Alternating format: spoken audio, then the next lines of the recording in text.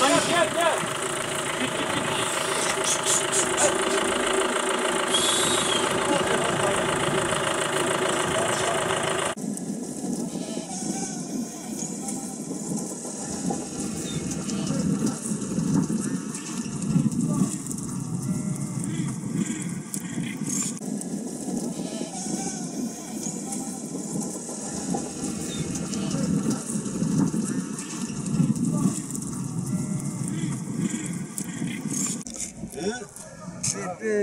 Serbest Bey.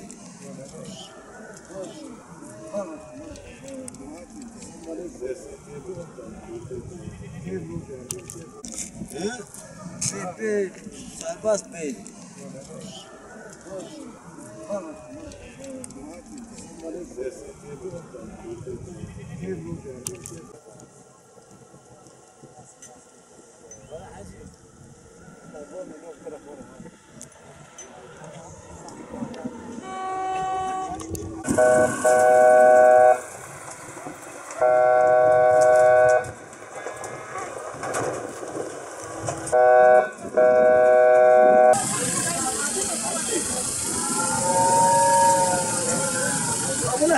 Nerede? Kuyruk nereden nereye geliyor? Bir saatlik yaklaşık 40 halim bir saatlik gibi bekliyoruz burada. Yani biz geliyoruz sabah saat 4'te çıkıyoruz, saat 6'ya kadar sarıyoruz. Vallahi billahi bu rezilliği nereye kadar yani? Ya bize bir yer ayırsan ya da yer dar. Arabalar sıkmıyor.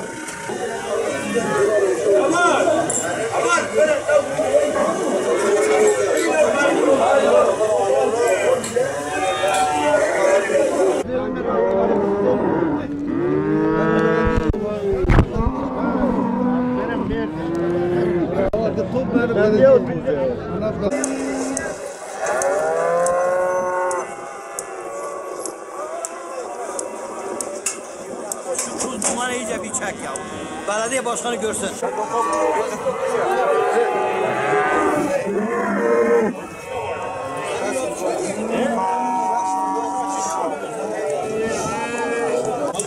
Tane madde orada.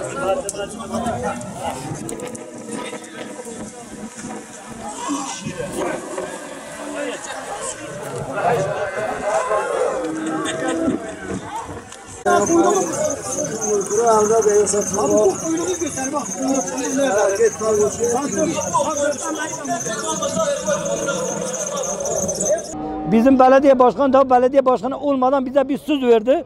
Dedi ki size en kısa zamanda bir hayvan pazarı yapacağım burada. 30 Mart sabahı belediyenin önüne gittiği zaman dedi ki bu haftadan itibaren o hayvan pazarına gidilmeyecek. O hayvan pazarı hala duruyor. 1,5 sene evvel bizim kapının önüne geldi. Orada bir dükkanda oturduk, dedim sayın başkanım bu bizim belediye başkanı hayvan pazarımız ne oldu? Dedi en kısa zamanda 3 ay içinde dedi yapacağız dedi. 3 ay ben dedim inanmıyorum. Bir telefon il tarım müdürüne telefon açtı. Dedi ki bizim hayvan pazarımız yeri ne oldu? O da dedi ki bugün saat 3'ten komisyondan geçecek. Hala komisyon dedi ki geçen hafta akşamı telefon edin dedi, hala duruyor. Bu yalanlar nereye gitti dedim. O da dedi ki en kısa yapacağız ama dedi proje yalan. Bu tuz dumanın hali bu. İnsanlar, hayvanlar iç içe yaşıyorlar burada. Bu kadar da olamaz. Vallahi eşekler başka kimse buraya gel. İnsanlar buraya gelmez, hayvanlar buraya geliyor ama insanlar buraya gelmez. Ben Söğrek'ten her hafta buraya pazarına geliyorum. Hafta içinde her hafta geldiği zaman bir saat, 1,5 saat rampa sıkıntımız var. 1,5 saat rampada kuyrukta duruyoruz. Yok. Hayvan indirdiği zaman 1,5 saat içinde hayvanlarımızı yerleştirmemiz, zaten 1,5 saat içinde hayvan pazarı dağılıyor. Buna bir çare bulun. Hem park alanımız yok, hem de hayvan pazarının haline bak. Toz duman içinde. Kışın çamurdan çıkamıyoruz, yazın tozdan çıkamıyoruz. Bu duruma bir dur desin. Buranın belediye başkanı, ben Söğrek'te ben Fakir Baba'yı çağırıyorum. Hayvan Tarım Bakanı'na çağırıyorum. Bak buraya bir belediye etkisini getiriyorlar. Zabıta diyor rampalardan bayağı sıkıntı oluyor. Buna derhal bir çare bulmanız lazım. Eğer böyle olursa biz hayvan pazarına gelmeyeceğiz. Buraya yabancı gelmediği zaman buranın halkı %80 hayvancılıkla geçiniyor.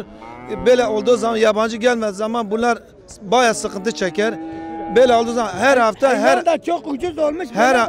Her hafta burada kavga oluyor rampaları yüzünden. Buna bir çare bulmalıyız. Biz genellikle buranın belediye başkanına sesleniyorum ve bütün yetkililere sesleniyorum. AK Parti kurullarına sesleniyorum. Buna bir el atsınlar.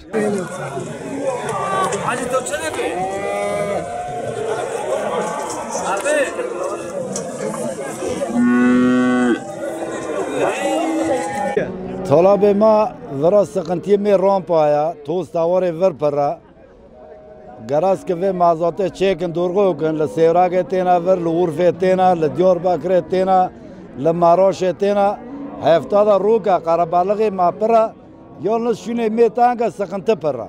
Mazada var mı işgalçine? Şunten hem davetli girdin, şunten hem arabayı koparkın. Rambo sıkıntısı heye yani tozu tavali hem darına molam sağdaki nefesini komistin. İyice yani Garasko yetkili marakinese Garasko marafe sorunu çözmüş ki yani. Mehmet Emin Yıldırım. Evet. Buyurun sizi dinliyoruz. Biz bu tozun içinde kendisi Sayın Başkanım sen gel burada bir tane simiti ben seni görün bu tozun içi yazık değil mi? Bu vatandaşa size güvendi siz oy verdi siz buraya bir levha astınız dediniz ki size mezat yapacağım gel halimize sabah bir gel bak sen o zaman gör. Yazık değil mi? Bu kağıt halkı buna hak ediyor. Biz de mezatlara gidiyoruz, biz utanıyoruz ya. Böyle su dük, suyu iç ya o kadar ki temiz yazık. Kışı yağmur üzerimizde ya kar yağıyor. Hayvanlarımızı buraya getiriyoruz, hayvanlar geri götürme hasta oluyor ya. Vatandaş bunu hak ediyor mu? Kendi gel bir saat burada gez bak o zaman sen nasıl utanırsın? سخت يومات شنو ما دنيا كاكو للديمونة للرخي شنو تانكا ام بريشون دونا يو وشنو مازوت يو رامبا سورونيو ما هايا ام سوي هارشي تواتو نمر ام تنم تسعدور في دار بيتنا وشنو مازوت يو للديمونة للسخنتية يو بونجين كنا وارا في دار دارفو